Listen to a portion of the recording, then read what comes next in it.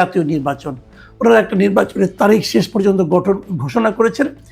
এ মাসের 12 তারিখে সেই নির্বাচন হবে এবং ঠিক 1 সপ্তাহ বাকি আছে। ঠিক এই সময়কে আমরা নিশ্চয়ই শেষ সময় বলতে পারি। এই শেষ সময় এসে তারা কি করছেন? একের পর এক চুক্তি করছেন এবং প্রত্যেকটা চুক্তি বেশ বড় বড় অর্থের চুক্তি। যেমন কিছু সামরিক চুক্তি করছেন, চীন থেকে ড্রোন, মানে ওদের সঙ্গে চুক্তি করছেন তারা এখানে একটা ড্রোন কারখানা তৈরি করবেন। বিশাল ইনভলভমেন্ট, এখানে কিন্তু অর্থনৈতিক ইনভলভমেন্ট আছে। পাকিস্তান থেকে JF-17 থান্ডার যুদ্ধ বিমান তারা কিনবেন। চীন থেকে JS-10C যুদ্ধ বিমান কিনবেন। ইউরোপীয় কনসোর্টিয়াম থেকে ইউরোফাইটার টাইফুন যুদ্ধ বিমান কিনবেন। দক্ষিণ কোরিয়া থেকে সাবমেরিন কিনবেন। তুরস্ক থেকে T-129 অ্যাটাক হেলিকপ্টার কিনবেন। যুক্তরাষ্ট্র থেকে ব্ল্যাক হক মাল্টি রোল হেলিকপ্টার কিনবেন এবং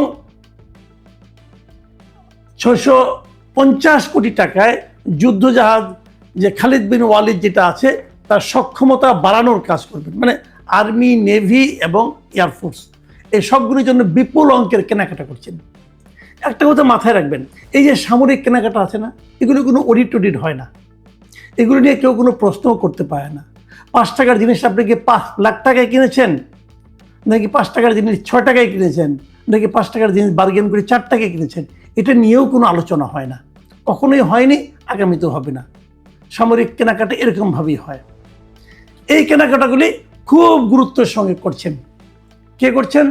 এর সঙ্গে মূলত লোককে, অবশ্যই সেই বাহিনীগুলি তো আছেই, তার সঙ্গে এগুলো আমাদের যিনি নিরাপত্তা উপদেষ্টা আছেন মিস্টার খলিলুর রহমান, তিনি হলো এই কাজগুলোর মধ্যমণি অবস্থায় আছেন, কেনাকাটা করছেন। এই শেষ সময়ে উনি কেন কিনছেন এগুলো? এই যে শেষ সময় উনি কিনছেন, এটা পরবর্তী যে সরকার আসবে তারা কি এটা মানবে? তারা কি এটা কন্টিনিউ করবে? মানে উনি চুক্তি করে যাচ্ছেন আর কি, এটা নিয়ে কিন্তু প্রশ্ন আছে। হয়তো উনি বলবেন আমি চুক্তি করলাম, আমি আমার কমিশন পেয়ে গেলাম, চলে গেলাম, শেষ, আলোচনা শেষ, আগামীতে যে আসবে সে বুঝবে। এগুলি কি এভাবে হবে? দেখুন, এই বিষয়টা নিয়ে খলিল সাহেবকে জিজ্ঞাসা করা হয়েছিল। আজকে উনি পররাষ্ট্র মন্ত্রণালয়ে গিয়েছিলেন, ওখান থেকে যখন বের হন তখন সাংবাদিক ওনাকে জিজ্ঞাসা করেছিলেন যে সরকারের শেষ মুহূর্তে এই যে প্রতিরক্ষা চুক্তিগুলি করছেন এটা কেন? উনি কি বলেছেন জানেন? উনি বলেছেন এটা চলমান প্রক্রিয়া, মানে এটা অনেক দিন ধরে চলছিল, এই প্রক্রিয়ার মধ্যে চলছে, এটা কোনো সমস্যা নেই।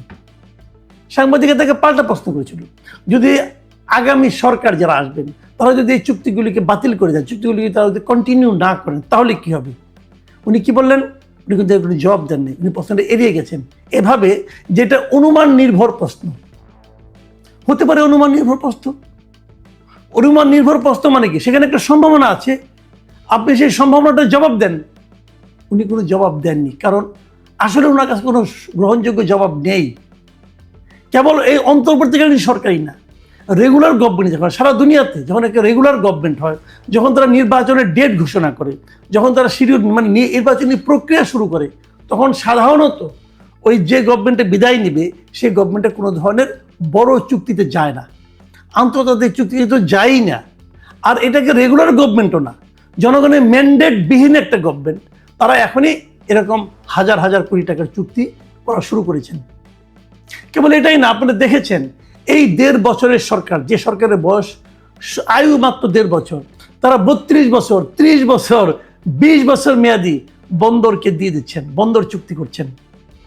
সেই চুক্তি যদি আলটিমেটলি ফেল হয়, সেই চুক্তি যদি আমাদের জন্য ক্ষতিকর হয়, সেই চুক্তি যদি আমাদের জন্য অর্থনৈতিকভাবে বিশাল ক্ষতির কারণ হয়, আপনি কাকে ধরবেন? এই সবগুলো লোক তো বিদেশ চলে যাবে, এত সব বিদেশি লোক, বিদেশ থেকে ডক্টর ইউনূস তাদের আমদানি করে নিয়ে আসছেন। যদিও খলিলুর রহমান সাহেব বলেছেন, দাবি করেছেন উনি নাকি আমেরিকার নাগরিক না। যদি নাগরিক না হন, আসলে এটা নাগরিক হওয়া না হওয়া কিন্তু বড় ব্যাপার না। বড় ব্যাপার হলো উনি আমেরিকায় যে বৈধভাবে থাকতে পারবেন কিনা। উনি যদি না থাকতে পারেন, তাহলে গত 2 দশকের বেশি সময় উনি আমেরিকায় ছিলেন কিভাবে? উনি যদি টোটালি আমেরিকা থেকে থাকার ওনার কোনো উপযুক্ততা না থাকে, তাহলে কীভাবে ছিলেন ভাই? তো এগুলো হলো কি জানেন, এগুলো হলো মানুষকে লোক দেখানো, না রকম অজুহাত, লেম এক্সকিউজ যাকে বলে, এগুলো দেখাচ্ছেন। দেখেন এই খলিল সাহেব নিরাপত্তা উপদেষ্টা, মানে ওনার অবস্থান মন্ত্রীর পদমর্যাদা, মন্ত্রীর পদমর্যাদার একজন লোক, ওনাকে সর্বশেষে বিমানের পরিচালক পদে নিয়োগ দেওয়া হয়েছে। মানে বেসরকারি যে এভিয়েশন, সিভিল এভিয়েশন যে আছে, মিনিস্ট্রি আছে, সেই মিনিস্ট্রির একটা অঙ্গ প্রতিষ্ঠান হচ্ছে বাংলাদেশ বিমান, এবং সেই বিমানের যে পরিচালনা বোর্ড আছে, সেই বোর্ডের উনি হয়েছেন মেম্বার, অথচ উনি একজন মন্ত্রী। কেন? ওখানে কি মজা ভাই? মজা হলো বিমান কিনতে হবে, বিমান কেনা নানা রকম প্রক্রিয়া এখন চলছে, এবং সেই প্রক্রিয়াগুলির সঙ্গে ওনার থাকা লাগবে। মানে মানুষের তো নির্লজ্জতার একটা সীমা আছে না, চক্ষুলজ্জ বলতে একটা বিষয় আছে, আমরা বুঝি না আমাদের এনারা কি করেন। ওনাকে এই প্রশ্নটা করা হয়েছিল যে আপনি এই একজন নিরাপত্তা উপদেষ্টা হয়ে বিমানের পরিচালনা পর্ষদে কেন যুক্ত হলেন? এটা কি পৃথিবীর অন্য কোনো দেশে এরকম আছে? উনি জবাব দিলেন কি জানেন? শুনেন, ওনার জবাব হলো, দুনিয়ার সব দেশে বিমান নাই। মানে এই জবাবটা আমার কাছে অসাধারণ লেগেছে।